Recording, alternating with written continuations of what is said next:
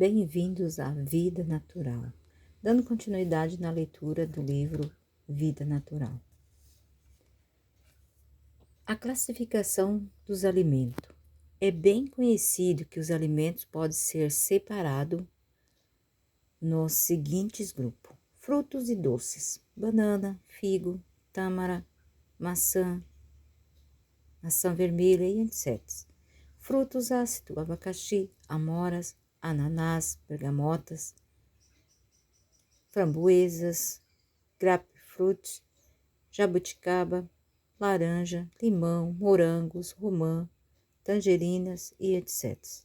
Frutos semiácidos, ameixas, amoras, caju, caque, cereja, damasco, maçã, goiaba, maracujá. Frutos monofágicos, melão, melancia, devem ser comidos sem mistura de qualquer espécie. Frutos oleaginosos, amêndoa, amendoim, avelã, azeitona, castanha, nozes, pinhão, semente de girassol, gergelim, etc. Inclui-se também os óleos vegetais. Frutos secos, ameixa preta, damasco, figo, tâmara, uva e etc. Verduras, agrião, aipo, alface, cebolinha, chicórria, espinafre, ervilha, salsa, salsão e etc. Hortaliças, alho, beterraba, cebola, cenoura, chuchu, nabo, pepino, palmito, tomate. Mel, usá-lo ao natural, sem passar por aquecimento. Leguminosos, ervilha, favas, feijão, grão de bico, lentilha, soja e etc. Feculentos, aipim, batata inglesa ou doce, taiba, etc. Cereais, arroz, aveia, centeio, cevada, milho, trigo. Entra aqui também todos os derivados, como farinhas, pão e etc. Após pesquisar atentamente vários trabalhos sobre combinação alimentar, um muito interessante é: permanecendo com a conclusão que saberia divina, expirou. Toda a dúvida certamente será esclarecida. Com as nozes se podem combinar cereais, frutos e alguns tubérculos. Preparado pratos saudáveis e nutritivos, deve-se cuidar. No entanto, em não usar grande proporção de nozes. Junte-se a essa citação. O conselho: seria muito melhor comer apenas 2 ou 3 espécies numa mesma refeição do que lotar o estômago com muitas variedades. Aqui estão as 3 espécies de alimento que vocês podem: vitamínico e mineralizadores, hidrogenados de carbono, proteínas, frutas, verduras, hortaliças, cereais, feculentos, oleaginosos, leguminosos. Se não deve ter mais que 3 espécies de alimento numa mesma refeição e não mais que 3 ou 4 variedades de prato, já não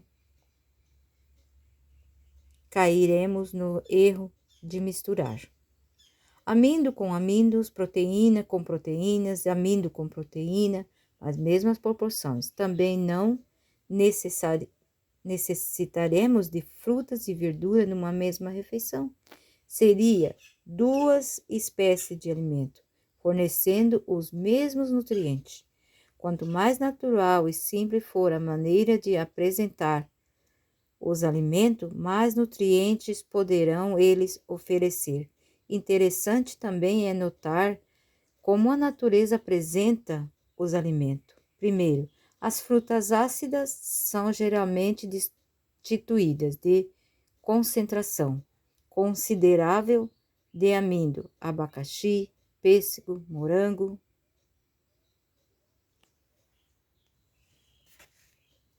Os alimentos ricos em gordura são pobres em açúcar, abacate e todos os oleaginosos. A proporção de proteína, mesmo num grão considerado proteico, nos grãos considerados proteicos, como o feijão, é menor que o de amido. Talvez essa tabela explique por que se pode fazer uso de leite de soja, apesar de ser leguminoso. O soja apresenta composição semelhante aos oleaginosos. É pobre em hidrato de carbono e rico em proteína e gordura. Aqui está a tabela, ó. Para que vocês possam ver aqui, então, a tabela. Continuando. Em Conselhos sobre o Regime Alimentar, da página 364 e 86, vemos citada a mistura de amendoim com cereal e de feijão com pão.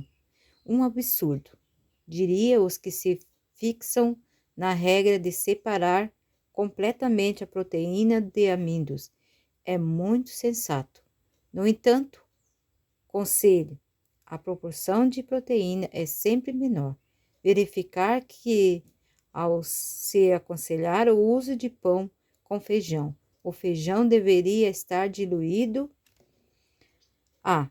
Frutas combinam com cereais e com oleaginosas. B. Hortaliças e verduras combinam com cereais, com oleaginosas e com leguminosos. C.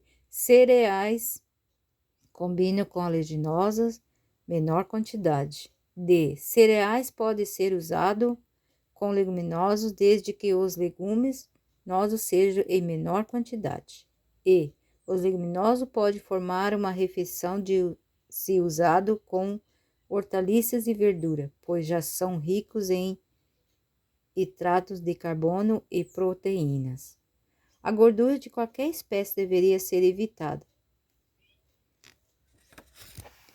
Aqui está indicando mais um livro, que é Regime Alimentar. O açúcar com proteína e amidos. O açúcar natural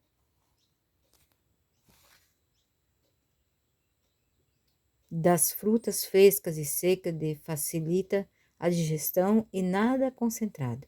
A glicose e a frutose não sofrerão desdobramento enzimático, pois já se encontram na forma simples como monossacarídeos, usado numa refeição. Cereais integrais oleaginosos observam as proporções indicadas não trariam problema aos leguminosos. Apesar de proteico, não demandam digestão demorada como as proteínas de origem animal, nem pede ambiente ácido como requer por elas. É bom refrescar que a proporção de oleaginosas devem ser menos que a de cereais. Podemos, baseados em estudo de proporção e constituição das castanhas, aconselhar para cada porção de 2 a 4 castanhas do Pará, não mais que uma colher rasa de grãozinhos de amendoim, 4 a 5 pecãs. Essas quantidades não são rígidas, revelam a porção suficiente para nutrir-se e possibilidade de fermentação.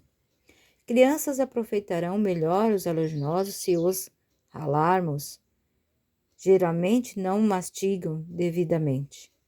É claro que os açúcares naturais das frutas não provocam os mesmos prejuízo que os dos açúcares concentrados, como o açúcar de cana refinado, o mascavo e o melado. Mel no pão pode prejudicar a digestão do amido, pois, tendo doce, estimula a secreção salivar abundante, inceta, no entanto, da enzima necessária para o desdobramento do amido. Não deveríamos usar mel numa refeição de cereais e fruta. O mais conveniente seria não usar o mel junto com o pão. Todo o cereal teria oportunidade completa para uma refeição de digestão se colocando na boca sozinho, quando receberia toda a influência da ptialina. Por esta razão, aconselha-se na refeição de manhã. Primeiro se comeriam as frutas sozinhas, depois o cereal e a opção proteica. No almoço, primeiro se comeria salada crua, depois os seguintes. Sempre os alimentos crus primeiro, onde se colocaria o mel. As frutas já são doces, o mel seria errado com respeito como alimento e não como mero adoçante.